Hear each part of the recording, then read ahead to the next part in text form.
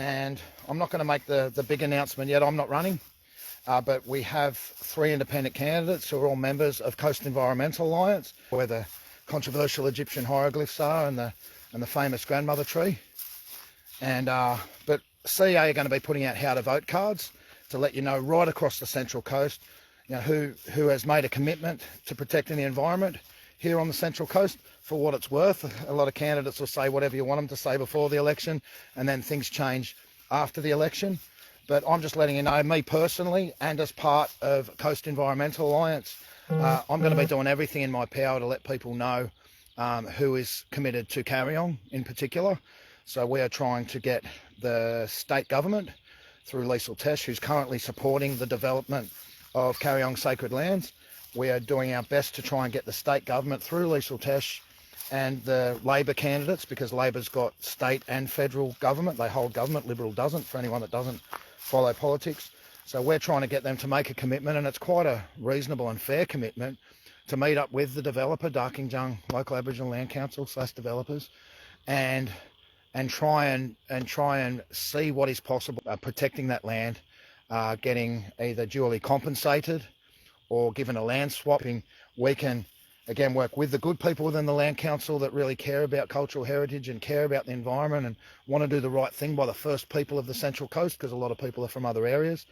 We're hoping to get a commitment out of as many of the candidates as we can, and also be able to meet their economic needs by being able to being given some land, some other land, because they claim this land, get given some other land that they can indeed develop and make that money and do a lot of the good things they're doing in the community. They're employing hundreds of Indigenous people, is my understanding, across the Central Coast, and supporting other organisations. We've never been necessarily against any of the developments that they've put forward in the past. But Carry On is just such a special place to us. But so that's the short and the thick of it, everyone. I am a political individual. I'm a political activist. A lot of people say in different environmental campaigns, we don't want to make this political. And I think generally speaking, that's just a really bad idea. It's the government who's going to write the checks to turn this situation around, and they're the ones that are making the decisions, so everything is political. Sometimes, yeah, not siding with one party is a good idea.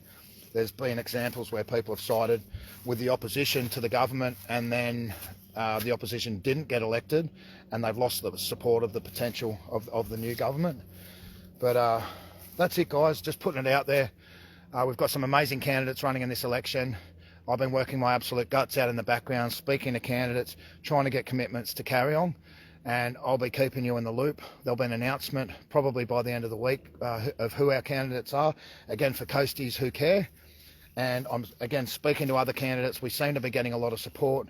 You know, again, we want the landowner / developer to be treated fairly and equitably, and we just want this land protected. We don't want any more massive bushland developments here on the Central Coast. We don't need them. What did Nathan Harvey say? One of our mates he had a sign saying, "Save our gums, fix our slums," and it's so true, isn't it? Just, you know, put some development, put some affordable housing around Gosford and Wyong and some of these other places where you can knock down some of these old buildings or refurbish them and put up affordable housing in there, and housing for our most vulnerable people in the community.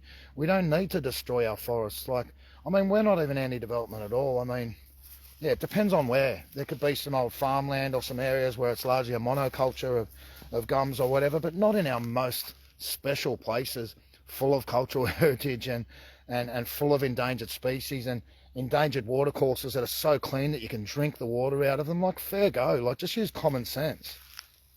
Anyway, I'll take a breath now. Hope everyone's having a ripper afternoon. Just thought I'd keep you in the loop. Hopefully this has been informative. On all my pages, I'll be putting these how to vote cards, telling people who I believe, and it's up to you, so don't have a crack at me if you don't agree. But if we don't get the support of Labor, then we won't be telling people, we won't be putting them on our how to vote card, or we'll be putting them last. Same with Liberal. Whoever supports us, no matter who they are, we'll be saying these people have supported protecting the environment. So whether they do or not after they get elected, we know some will, because some we're working very closely with. But yeah, we're doing our thing. We're doing our political activism thing. We're trying to get results for the community. An election is the golden opportunity to make a difference, whether it's local, state or federal, it doesn't matter. You can always get support if you play your cards right. And if we get enough people behind Coasties who care, then we've got a really, really good chance of making a difference in this upcoming election. I'll stop talking now. Have a ripper, Arvo.